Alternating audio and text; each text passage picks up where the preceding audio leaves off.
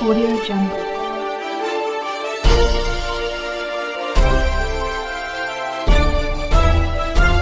Audio Jungle.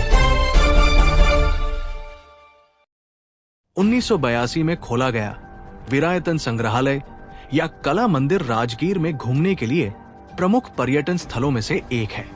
ये जैन धर्म को समर्पित है और इसमें जैन धर्म के 24 तीर्थंकरों की शिक्षाओं और जीवन का प्रतिनिधित्व करने वाली कई कलाकृतियां और घर में बनी वस्तुएं प्रदर्शित है। विरायतन म्यूजियम, जिसे श्री ब्राह्मी कला मंदिरम संग्रहालय के नाम से भी जाना जाता है, जिसे 1982 में मां चंदना जी के द्वारा खोला गया था। राजगीर में स्थित विरायतन म्यूजियम जैन धर्म के 24 तीर्थंकरों की शिक्षा और जीवन में शांति के संदेश को जन जन तक पहुंचाने के लिए समर्पित है। साध्वी कल्याणी ने बताई कि संग्रहालय में बनी 8 गैलरी और कलाकृति भव्य है। विरायतन मानव समाज के कल्याणकारी कार्यों की अनोखी मिसाल कायम किए हुए हैं। संग्रहालय में जैन धर्म की शिक्षाओं को कलाकृतियों के द्वारा प्रदर्शित किया गया है। विरायतान समाज में गरीब लोग का स्वास्थ्य संबंधी इलाज करने के लिए हॉस्पिटल का संचालन करता है, जिसमें लोगों की आंखों का निशुल्क इलाज किया जाता है। और उन्होंने कला मंदिर के बारे में संग्रहालय में घूम घूम कर लोगों को जानकारी देते हुए बताई कि 5 पहाड़ियों के बीच में बसा राजगीर बिहार राज्य के नालंदा जिले में स्थित आकर्षक ऐतिहासिक और धार्मिक जगह है, जो अपने अस्तित्व में धार्मिक और प्राकृतिक खजाने के लिए प्रसिद्ध है। भगवान बुद्ध और महावीर स्वामी के चरणों से पवित्र भूमि धार्मिक दृष्टि से लोगों को आकर्षित करती है। राजगीर वो जगह है जो प्राचीन काल में मगध साम्राज्य की राजधानी हुआ करता था। राजगीर को पहले राजगृह के नाम से जाना जाता था, जिसका मतलब है राजाओं का निवास स्थान है। आप सभी पावन भूमि राजगीर में घूमने की जगह है। नमस्कार, आप देख रहे हैं CRS न्यूज। आज मैं राजगीर विरायतन में मौजूद हूं और यहाँ आए हुए हैं और यहाँ से मैं जानकारी लेना चाहूँगा कि क्या क्या खासियत है इस विरायतन के अंदर जो भी है। यहाँ पर भगवान महावीर स्वामी के संदेश को बताया गया है कि भगवान महावीर स्वामी की कितना हर प्राणी के प्रति प्रेम था, करुणा थी, वात्सल्य था। उसी बात को इस पूरे विरायतन के राजगीर के जो म्यूजियम है, कला मंदिर जिसको कहते हैं, ब्राह्मी कला मंदिर, उसके अंदर हर पैनल के अंदर यही प्रेम, करुणा और वात्सल्य का माहौल जो बताया गया है। यहाँ पर इस राजगीर के अंदर बनाने का, ये म्यूजियम बनाने का मुद्दा एक ही है कि यहाँ के लोगों के अंदर भगवान महावीर का संदेश फैले और जो भगवान महावीर के संदेश को और भगवान महावीर की जो यहाँ पर विचरण भूमि रही है, यहीं के जन्मे और यहीं पर विचरण हुआ है, तो उस भूमि के अंदर भगवान को वापस जीवंत कैसे किया जाए, इस म्यूजियम को देखते हुए आपको लगेगा कि भगवान महावीर स्वामी हमारे सामने ही खड़े हैं। ऐसा माहौल है। और इस संस्था का, विरायतन संस्था का 3 मुद्दा है। एक है साधना, सेवा और शिक्षा। तो उसके लिए, साधना के लिए यहाँ पर बहुत जगह बनी हुई है और सेवा के लिए यहाँ पर इतना बड़ा हॉस्पिटल बना हुआ है। उस हॉस्पिटल के अंदर आज तक 6 लाख ऑपरेशन हो चुके हैं और सभी ऑपरेशन करने वाले डॉक्टर गोल्ड मेडलिस्ट हैं और कोई भी आज तक एक ऑपरेशन भी नाकाम नहीं हुआ है। हर रोज यहाँ पर ऑपरेशन होते हैं और यहाँ पर राजगीर के अंदर जो इस म्यूजियम के अंदर आता है, तो उसके लिए जो टिकट लिया जाता है, उस टिकट के पैसे से महीने के आखिरी ऑपरेशन के अंदर मुफ्त ऑपरेशन किया जाता है और बाकी ऑपरेशन भी बहुत मिनिमम चार्ज पर ही किया जाता है। और यहाँ पर आते हैं दानदाता जो भी देखते हैं और यहाँ का जो इतनी क्लैरिटी है, उस क्लैरिटी को देख करके दानदाता का स्वतः ही मन हो जाता है कि हम यहाँ पर कुछ करके जाएं। और वैसा ही आज विरायतन ऐसे दानदाताओं के कारण ही चल रहा है। यहाँ पर साधना, सेवा और शिक्षा के लिए यहाँ पर आज विरायतन के करीबन विरायतन के सानिध्य के अंदर 11,000 स्टूडेंट पढ़ रहे हैं। यहाँ पर राजगीर में, लछवाड़ में, पावापुरी में यहाँ पर स्कूल और शिक्षण का भी सब जगह किया गया है और सब जगह CBS कोर्स है और कहीं पर भी किसी तरह की किसी को भी असुविधा नहीं होने दी जाती है, सुविधा का पूरा ख्याल रखा जाता है। तो आप लोग को जब भी कभी विरायतन आना होता है तो ऐसे कला मंदिर को देखकर, इस कला मंदिर का नाम ब्राह्मी कला मंदिर रखा गया है, कारण कि यहाँ पर जो पहली हमारी ब्राह्मी लिपि है, सबसे पुरानी लिपि ब्राह्मी लिपि है और भगवान ऋषभ देव ने अपनी पुत्रियों को ये जो कला दी थी, उसी कला के माध्यम से ताई माँ ने जो यहाँ पर कलाकृति निखारी है, वो एक एक कलाकृति ताई माँ ने अपने हाथों से निखारी है और ताई माँ की प्रेरणा से ही और ताई माँ ने अपने हाथों से ही ये हॉस्पिटल और शिक्षणशाला का भी जो यहाँ पर इंतजाम किया है, ये सब ताई माँ ने किया और इन्हीं ताई माँ को इन मानवता की, करुणा की और वात्सल्यता की जो मूर्ति है, इन मूर्ति को जो यहाँ के राष्ट्रपति ने अवार्ड दिया है, पद्मश्री का अवार्ड दिया है, तो वो पद्मश्री का अवार्ड भी उनको इसी मानवता की सेवा के लिए दिया गया है और उन्होंने इस मानवता की सेवा को निखारने के लिए नहीं, उन्होंने काम के पीछे भागे, नाम के पीछे आज तक नहीं भागे। इसलिए विरायतन का कहीं भी एडवर्टाइजमेंट नहीं होता है। ताई माँ का एक ही मुद्दा रहता है कि सभी प्राणियों से हम प्रेम करें, सभी प्राणियों के दुखों को दूर करें। एक ही मुद्दा रहता है कि हम सब जीवों से प्रेम करें। बस इसी मुद्दे के साथ में तीनों संस्थान चलते हैं और अभी जहाँ पर जिनालय होता है, वहाँ पर चिकित्सालय होता है और वहाँ पर भी विद्यालय ही होता है। ऐसा ताई माँ का मुद्दा होता है और इन्हीं 3 मुद्दों के साथ में ताई माँ का हर कार्य चलता है, साधना, सेवा, शिक्षा।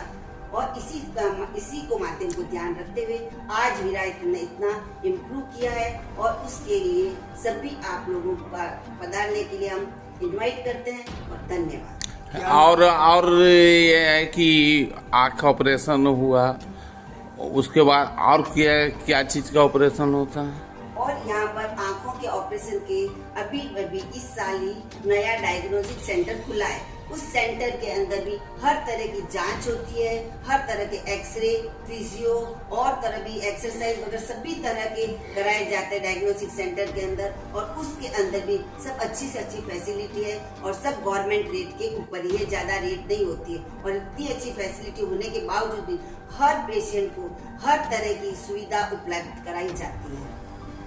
क्या नाम हुआ आपका? मेरा नाम है साध्वी कल्याणी। तो ये साध्वी कल्याणी थी और इन्होंने बहुत ही अच्छी तरह से कला मंदिर की जानकारी दी है और मैं आपको आगे वीडियो में दिखाता हूँ। ताई माँ की मानव सेवा के कल्याण के लिए जो यहाँ के राष्ट्रपति ने अवार्ड दिया था, उनके वात्सल्य, करुणा, प्रेम और मानवता की सेवा के लिए ये अवार्ड उनको दिया गया है। एक जो भी पैनल है, उस पैनल के अंदर ही दर्शाया गया एक एक कलाकृति ताई माँ के हाथ से बनी हुई है और इस पैनल के अंदर दर्शाया गया है कि आदिनाथ भगवान जो गृहस्थ में राजा थे, उन्होंने जब कल्पवृक्ष से इच्छा पूरी होनी बंद हो गई, तब लोगों को खेती करना सिखाया, ब्राह्मी लिपि सिखाई, नाचना सिखाया, घर बनाना और इत्यादि जो भी हम काम हमारे ग्रस्त के होते हैं, सब हमारे ग्रस्त में काम आने वाले सभी कामों को सिखाने वाले आदिनाथ भगवान थे, जिनको मुस्लिम लोग आदम बोलते हैं। यही 24 पैगंबर होते हैं। देव भगवान की माता थी, वो अपने पुत्र को दर्शन करने के लिए जाती है और उसको अपने पुत्र के ऊपर अति मोह रहता है। उसके कारण उसको केवल ज्ञान नहीं होता। जैसे वो माता अपने पुत्र के दर्शन करने जाती है, उस पाती क्या है कि मेरा पुत्र तो ज्ञान की प्राप्ति कर चुका है और इतने देवी देवता उनकी सेवा के अंदर है, तो मैं क्यों इससे मोह करूं। ऐसा मोह का भाव त्याग देते से ही माता मरु देवी जो ऋषभ देव भगवान की माता थी, उन्हें ज्ञान की प्राप्ति हो जाती है। इस पैनल के अंदर बताया गया है कि जो ऋषभ देव भगवान के पुत्र थे भरत और बाहुबली, उन बाहुबली और भरत ने राज्य के लिए, जो भरत पहला चक्रवर्ती था, राज्य के लिए भरत से झगड़ा करने लगे। फिर उनको जैसे ही बाहुबली को मन में आया कि मैं तुच्छ राज्य के लिए अपने भाई से झगड़ा करूं, नहीं, मैं ऐसा नहीं कर सकता, उसी समय उन्होंने अपने केस का लुंचन किया। और जो पहले पैनल में हमने देखा था, यही वो बाहुबली है जिन्होंने वही लुंचन करके ध्यान साधना के अंदर खड़े हो गए। और ये जो है, जब भगवान ने ऋषभदेव ने पहली बार दीक्षा ली तो उससे पहले किसी ने दीक्षा नहीं ली थी। धर्म की आदि करने वाले आदिनाथ भी कहते हैं इनको। जब इन्होंने दीक्षा ली तो किसी को भी उनको आहार दान देने की विधि पता नहीं थी, तो वो 1 साल 13 महीने तक घूमते रहे, आहार नहीं मिला। फिर एक बार जब इन्हीं के पड़पुत्र जो थे उन श्रेयांश कुमार, उनको ज्ञान हुआ कि ये इन्होंने राजपाट सब त्याग दिया, इनको क्या चाहिए, इनको आहार की आवश्यकता है। उसी समय वहाँ इक्षु रस के घड़े आए हुए थे और उन्हीं इक्षु रस घड़े का आहार उन्होंने भगवान आदिनाथ को बहराया। उसी इक्षु रस के घड़े के बहराने के कारण आज भी जैन लोग 13 महीने तक वर्षित तप जो तप करते हैं उसी का कारण यही है, और उसका पालना भी इक्षु रस से ही करते हैं। ये शुरुआत भगवान ऋषभदेव ने की थी। यहाँ पर जो आप देख रहे हैं भरत चक्रवर्ती, जो पहले चक्रवर्ती थे, यहाँ पहले चक्रवर्ती होने के कारण उनको अपने मन में राज्य करते हुए भी राज्य से कोई लिप्सा नहीं थी। और एक बार उनकी जो अंगूठी गिर गई थी तो उनके मन में विचार आया, ये अंगूठी से क्या मेरी अंगुली की शोभा है? नहीं, ऐसा उनको विचार आते से अपने सारे जेवर उतार लिए और इतनी विरक्ति आ गई अपने शरीर के प्रति कि उस अरीसा भवन में, कांच के महल के अंदर ही उनको केवल ज्ञान की प्राप्ति हो गई। यहाँ पर जो है मेघरथ राजा का है, जो शांतिनाथ भगवान का भव है। यहाँ पर उनको बहुत ज़्यादा अमारी की घोषणा राज्य में की गई थी, लेकिन एक देवता को उनसे ईर्ष्या हुई और उनकी परीक्षा लेने के लिए आए और अपना कबूतर का रूप बनाकर आए और बोले ये, और कबूतर को लाके उनकी गोद में आके बैठ गया। तो जैसे बोला ये मेरा शिकार है, मुझे दो, तो मेघरथ राजा ने कहा ये मेरी शरण में है, मैं इसको नहीं वापस लौटा सकता। तो कहा कि इसके बराबरी का मुझे मांस दो। तो बोले चाहे कुछ भी हो, मेरे राज्य के अंदर हमारे की घोषणा है, मैं कोई हाल में किसी प्राणी को मारूंगा नहीं। उसी समय राजा मेघरथ बैठ जाते और अपने शरीर का मांस तोल तोल के देने लगते, लेकिन वो तो देव का रूप था, कितना भी मांस डालो वो तो पलड़ा नीचे ही रहने वाला था। ये जानकर जब राजा स्वयं पूरे ही तराजू के अंदर बैठ जाते हैं, जैसे ही तराजू के अंदर बैठते हैं तो जो शिकारी का रूप लेके जो आया था देव, उसने अपना असली रूप प्रकट किया और हाथ जोड़ के बोला कि मैंने देवलोक में आपकी जो प्रशंसा सुनी, मैंने वैसा ही आपको पाया है। यहाँ पर है मल्लीनाथ, जो 24 तीर्थंकर में से 19वें तीर्थंकर का भक्त। तो ये 19वें तीर्थंकर जो स्त्री थे उन पर 6 राजा आसक्त हो गए थे। तो इनके पिता को बहुत ज़्यादा दुख हुआ कि अब मैं क्या करूं। पिताजी को दुखी नहीं देख सकती थी और उसने अपने जैसी एक पुतली बनाई। पुतली बनाकर रोज अपना एक कौर उसमें डालती थी। जब कौर उसमें डालती थी और जब 6 राजा को इन्वाइट करके बुलाया गया, 6 राजा को साथ में देखा, तभी उसने पुतली का ढक्कन उखाड़ा। जैसे ही ढक्कन उगाड़ा तो वहाँ पर बदबू के मारे वो राजा सब बहुत दुखी हो गए। तो बोले कि तुम इसी शरीर के ऊपर तो आसक्त हो, इस शरीर के अंदर ऐसी ही गंदगी भरी हुई है, तुम क्यों इस शरीर पर आसक्त हो? ऐसा उद्बोधन देते से ही मल्ली कुमारी भी दीक्षित हो गए और 6 राजा भी दीक्षित हो गए। सभी पैनल के अंदर आपको करुणा का दृश्य ही दर्शाया गया। यहाँ पर जो 23वें तीर्थंकर जो है ये 23वें नेमिनाथ जो 21वें तीर्थंकर है, उन नेमिनाथ 21वें तीर्थंकर शादी करने के लिए गए तो उन्होंने बाड़े में क्या देखा कि इतने पशुओं को भरा है। सारथी से पूछा इतने पशु क्यों भरे? तो बोले आपकी शादी में जो राजा है उनके लिए इन पशुओं को मार करके भोजन बनाया जाएगा। उसी समय नेमिनाथ रथ से उतरे, मुझे ऐसी शादी नहीं करनी है, मेरी शादी के कारण इतने पशुओं की जान जाए ये मैं सहन नहीं करूंगा। उसी समय वो नेमिनाथ वहां से उतरकर उन पशुओं को लेकर के गिरनार पर्वत पर चले गए। यहाँ पर राजुल जो उनकी पत्नी थी वरमाला लिए इंतजार कर रही है। यहाँ उनकी सासू अपने जमाई का इंतजार कर रही है और वो तो वहीं से वापस मुड़कर गिरनार पर्वत चले गए। उनको ये कदापि मंजूर नहीं था कि मेरे लिए इतने पशुओं की हिंसा हो। यहाँ पर जो 23वें तीर्थंकर पार्श्वनाथ भगवान है, उनका ये जो पैनल बना हुआ उसके अंदर जो कम्मट है, वो कम्मट जो तापस था तो वो सब यज्ञ कर रहा था, लेकिन पार्श्वनाथ ने उस लकड़ी के अंदर जैसे ही सर्प को देखा तो उनको ऐसा लगा कि ऐसी कैसी धर्म सभा जिसके अंदर जीवों की हत्या होए, ऐसी नहीं हो सकती। कम्मट के ना कहने पर भी उन्होंने होते हुए भी कैसे किसी बुढ़िया की सेवा के लिए तैयार हो जाते, किसी को तकलीफ ना हो, वो अपनी करुणा का किस तरह परिचय देते। जहाँ पर जंगल में कहीं एक सन्यासी दिखा तो उसी समय सेवा के अंदर जुट गए। और यहाँ पर जो लकड़े का जो ये भारा लेके जा रहे थे, बैल को मार रहे थे, बूढ़े बैलों को मारना सहन नहीं कर सके और एक साधु होते हुए भी उनको बैलों को नहीं मारने के लिए इस गाड़ी को धक्का लगा रहे हैं। ऐसी करुणा की मूर्ति यहाँ के गुरुदेव है। ये सब भगवान महावीर स्वामी के फॉलोवर है। और वहाँ पर ऊपर जो आप देख रहे हैं, जो एक सन्यासी है जिन्होंने खूब सन्यास अपनी खूब अच्छे से तप किया।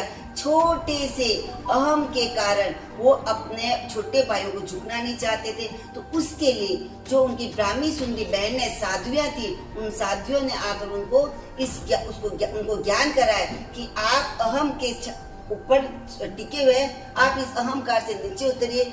जैसे ही वो अहंकार से निकले और उनको वहीं पर केवल ज्ञान की प्राप्ति हो गई। यहाँ पर भगवान को जहाँ केवल ज्ञान की प्राप्ति हुई थी। इस तट के बिरजूबालिका नदी का तट और शामक खाता पति का जो खेत है, यहाँ पर ही भगवान को केवल ज्ञान की प्राप्ति